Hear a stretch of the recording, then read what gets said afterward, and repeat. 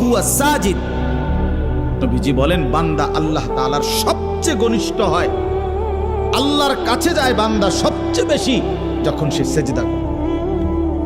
কি করে ভাইয়া বলেন না? সেজদা করে। সেজদা করলে বান্দা আল্লাহর সবচেয়ে প্রিয় হয়।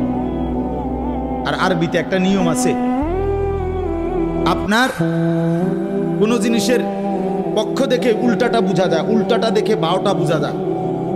তো আরাফুল আশিয়া বিল আযদাদ, তো এটার উল্টা যেটা, তো এটাও তো বোঝাই যায়। আল্লাহ তাআলার সবচেয়ে ঘনিষ্ঠ হয় সেজদার দ্বারা, তো আল্লাহ তাআলার সবচেয়ে দূরে হয় সেজদা না করার। বান্দা আল্লাহ তাআলার কাছে সবচেয়ে ঘৃণিত হয় যখন সে সেজদা করে। এই জন্য একটি মাত্র সেজদা যার দ্বারা এক রাকাত হয় না, এক রাকাত নামাজ হওয়ার জন্য দুইটা সেজদা লাগে। একটি সেজদা না করার কারণে কিতাবের কোন বর্ণনা আছে, ইমাম কুরতুবী বলছেন ৮০,০০০ বছর ইবলিস আল্লাহর বন্দেগী করছে।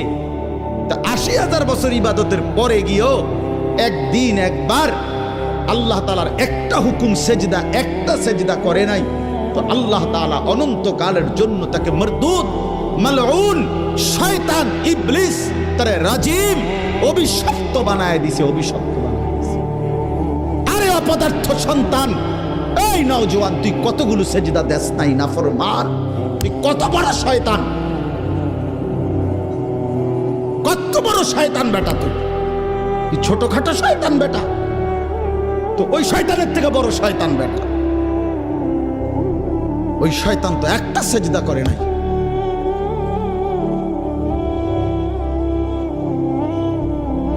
তুমি শয়তান কয়টা সেজদা করো না?